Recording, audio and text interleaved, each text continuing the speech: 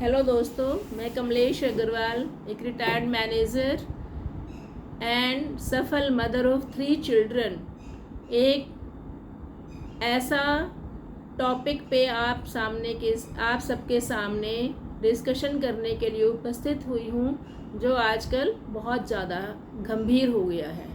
मैंने एक चैनल शुरू किया है अनमोल रिश्ते। इस अनमोल रिश्ते चैनल में मैं आप सबका तहे दिल से स्वागत करती हूँ। मैं अपने इस चैनल में अपने पिछले 40 वर्षों का अनुभव साझा करना चाहती हूँ। पिछले 40 वर्षों से जब से मैंने होश संभाला है और गृहस्थी को संभाला है, नौकरी संभाली है, तब से मैं अपने आसपास अपने परिवारों को बिखरता टूटता हुआ देख रही हूँ। एक ज़माना था जब हम सब इकट्ठे रहते थे, हमारा बहुत बड़ा परिवार होता था, सब काम हम मिलजुल कर करते थे और घर का बना हुआ खाना ही खाना हमेशा पसंद करते थे। जब पहले हमारे घर में अगर कोई मेहमान आता था तो हमारी मन की सारी तरंगें पुलकित हो जाती थी। हमारी आंखें पलके बिछाकर उस मेहमान को आने का स्वागत करती थी और सब सोचते थे कि हमारे घर में जो भी अतिथि आया है, गरीब होते हुए भी हम उसको बेस्ट से बेस्ट खाना खिलाने की कोशिश करते थे। कोई अपने हाथों की स्वादिष्ट आलू पूड़ी की सब्जी, कोई खीर, कोई हलवा, कोई अचार, कोई चटनी, इस तरह से कोई छौंक वाली दाल। जब मेहमान आता था वो भी थोड़ा बहुत सामान लेकर आता था और उसे भी हम बांट कर चटकरे लगा लगा कर खाते थे। और अगर वो मेहमान जाने के लिए कहता था तो हमें लगता था कि 2-4 दिन और मेहमान हमारे घर में रहे, उसके बहाने हमें भी बहुत स्वाद चीज़ें खाने को मिलेंगी, बहुत सारी गप्पे मारेंगे, बच्चों के साथ खेलेंगे, ऊपर छत पर दरी बिछाकर इकट्ठे सोएंगे, रात भर बातें मारेंगे, बड़ा मज़ा आएगा। लेकिन अब वो सारा वाक़या चेंज हो गया है। आप ना तो वो परिवार रहे, ना ही मेहमान के आने का वो इंतज़ार रहा, क्योंकि अब सब बहुत बिज़ी हैं। अब अगर हमारे घर में कोई बुआ, दादी, ताई, चाची, मौसी आने का सोचे तो भी हमारे को लगता है कि हमारे पास समय नहीं है, वो हमारे घर में क्यों आ गया। और जैसे ही वो आता है तो हम फॉर्मेलिटीज़ के तौर पे उसके साथ घंटा आधा घंटा बैठते हैं और उसका दुख सुख भी नहीं पूछते और उसको जो भी सोचते हैं कि चाय नाश्ता करें और कब ये हमारे घर से वापस चला जाए। अपने बच्चों को भी हम मिलवाना बिल्कुल पसंद नहीं करते, खुद भी कमरे में बंद होना पसंद करते हैं और अपने बच्चों को भी शुरू से ही जब हम ही उस मेहमान से मिलने के लिए, उस बुआ, दादी, चाची से मिलने के लिए तत्पर नहीं होते, खुश नहीं होते, तो हमारे बच्चे क्यों खुश होंगे। और बाद में हम अपने बच्चों को दोष देते हैं कि हमारे बच्चे तो किसी से मिलते ही नहीं। माना कि आजकल समय की कमी है, क्योंकि दोनों हस्बैंड एंड वाइफ दोनों काम करते हैं। हमने बड़ी बड़ी ऊंची ऊंची पढ़ाई, डॉक्टर की पढ़ाई, लॉ की पढ़ाई, बेटियों को बहुत आसमान पे पहुंचा दिया। बहुत अच्छी बात है, ये तरक्की करके हम भी बहुत खुश हैं। मेरी भी दोनों बेटियां बहुत हाई पैकेज कमाती हैं, इसमें कोई बुराई नहीं है। बड़ी बड़ी सैलरी पैकेज, बोनस, बड़ी बड़ी गाड़ियाँ, बड़े बड़े घर, ब्रांडेड कपड़े, ब्रांडेड घड़ियाँ, सिनेमा जाना, किट्टी पार्टी में जाकर एंजॉय करना, ये सब हमने बहुत सीख लिया। और इस तरक्की में हमने क्या खोया, उसकी कीमत कितनी अदा की, इसके बारे में हम सोच भी नहीं सकते। ऐसी कीमत हमने अदा की है जिसका भरपाई करना ना केवल मुश्किल है, असंभव सा प्रतीत होता है। भारतवर्ष जहाँ पे डायबिटीज़ का नाम नहीं होता था, हाइपरटेंशन और डिप्रेशन क्या होता था, हमें कुछ नहीं पता था। ये सब हमने पश्चिमी सभ्यता से सीखा। कैसे? आजकल हम अपने घर में खाना बनाना बिल्कुल पसंद नहीं करते।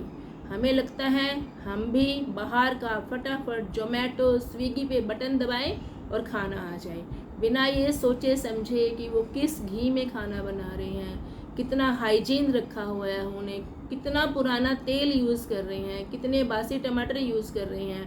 हमें नहीं सोचना ये सब कुछ। हम उस खाने को बहुत अच्छे से स्वाद ले लेकर खाते हैं और सबको बताते हैं कि आज मैंने ये टॉपिंग वाला पिज़्ज़ा खाया। माँ की रसोई, दादी की रसोई, चाची की रसोई, बहनों का ढाबा, बहुत तरह के नामों से आजकल स्विगी, जोमेटो पे बस बटन दबाकर ही खाना आ जाता है।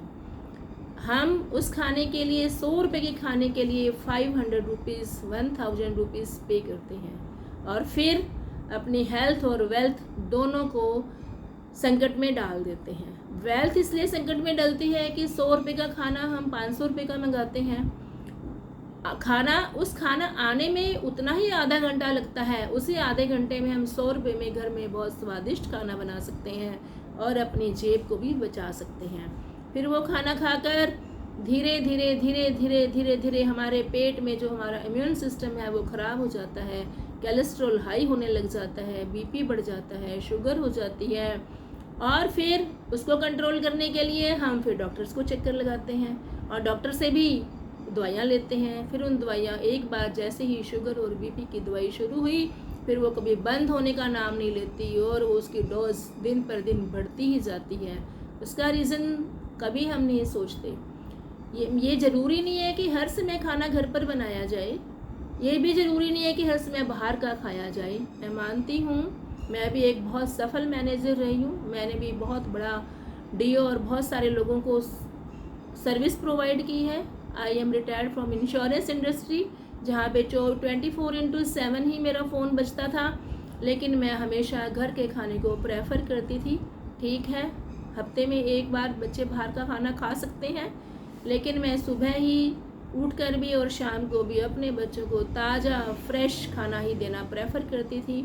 और विद गॉड ऑफ ग्रेस लगा लो या खाने का स्टाइल से लगा लो, मैं 60 ईयर्स ओल्ड हूँ। भगवान की दया से ना मुझे कोई बीपी है, ना कोई शुगर है, ना कोई हाइपरटेंशन है, ना कोई डिप्रेशन है। मेरी बेटियाँ भी बहुत अच्छा पैकेज ले रही हैं, बहुत अच्छे कारपोरेट में काम करती हैं, लेकिन उन्हें भी मैंने बचपन से काम करना सिखाया और मुझे कभी खाना बनाना या घर का काम करना इतना मुश्किल नहीं लगा जितना आजकल की लड़कियों को लगता है। क्यों? क्योंकि हम ही अपने बच्चों को कोई काम नहीं कराना चाहते। हमने बच्चों को एक अच्छी हैबिट नहीं डाली, तो बच्चे आगे जाकर क्या करेंगे? जो लड़कियां मायके में अपनी माँ का हाथ नहीं बटाती, अपनी माँ को रसोई में चलते हुए करते हुए नहीं, उनका खून नहीं खोलता, उसे कोई दया नहीं आती कि मेरी मम्मी सुबह से काम कर रही है, थोड़ा बहुत हाथ मैं भी बटा लूँ, तो ससुराल में जाकर क्या करेगी? तो इसलिए हमें ये ज़रूरी नहीं है कि हम सारा दिन बाहर काम करें और घर पर आकर तपें। हम छोटी मोटी हेल्पर रख सकते हैं जो सुबह हमें 3 घंटे के लिए हेल्प करें, शाम को 2 घंटे के लिए हेल्प करें, लेकिन कम से कम अपने परिवार को अपनी आंखों के सामने शुद्ध घी से, शुद्ध तेल से, साफ़ धुली हुई सब्जियों से खाना परोस तो सकते हैं। तरक्की करने का मतलब ये थोड़ी है कि हमने हाई पैकेज कमा लिया कि अब हम किचन में जाएंगे ही नहीं, हम देखेंगे ही नहीं।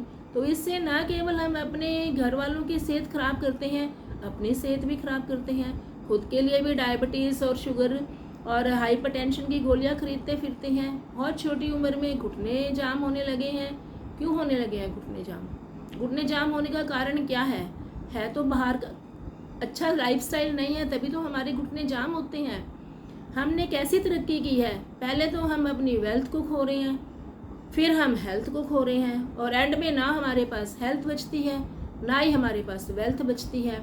तो क्यों ना हम अपनी इस खाने पीने की स्टाइल को चेंज करें, अपने परिवार में आए हुए मेहमानों को खुश होकर एंटरटेन करें, अपने बच्चों को मोबाइल ना देकर बड़ों के साथ बैठने का, उनके अनुभव सीखने का, उनके साथ बातचीत करने का मौका दें।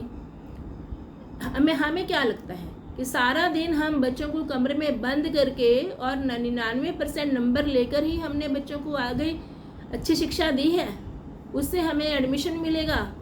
ठीक है, अच्छे कॉलेज में एडमिशन ज़रूर मिल जाएगा, लाइफ के कॉलेज में वो क्या करेंगे? क्यों डिप्रेशन में जा रहे हैं बच्चे? क्यों घर छोड़कर जा रहे हैं? क्यों माँ बाप को बिना पूछे दूसरी रिलेशन को डेवलप कर रहे हैं? माँ बाप को पता ही नहीं होता। क्यों हमारे बच्चे नशे में जा रहे हैं? क्या कभी को किसी को पता है कि रात रात को जो बच्चे क्लब में जाते हैं वहाँ पे वो क्या करते हैं, कैसी नाइट गुजारते हैं, कैसा खाना खाते हैं? इन सब बातों को जानने के लिए, इन सब बातों से बचने के लिए हम कैसा लाइफस्टाइल जिएं, कैसे अपने रिलेशंस को मेंटेन करें, बुआ दादी चाची ताई आने पर कैसे खुश हों और कैसे उनका आदर सत्कार करें, तो कि जो हमारा भारत अतिथि देवो भव के लिए प्रसिद्ध था, हम अपनी संस्कृति सभ्यता अपने बच्चों को नशे के गर्त में जाने से, उनको डिप्रेशन में जाने से, डायबिटीज़ और हाइपरटेंशन से बचाने के लिए क्या क्या कदम उठाएं, इसी को जानने के लिए मेरी आपसे रिक्वेस्ट है कि आप मेरे इस चैनल को if you agree like comment and share, so that मैं हर रोज़ एक नए टॉपिक पे आपके साथ अपने अनुभव को साझा कर सकूं। Thank you for watching my video.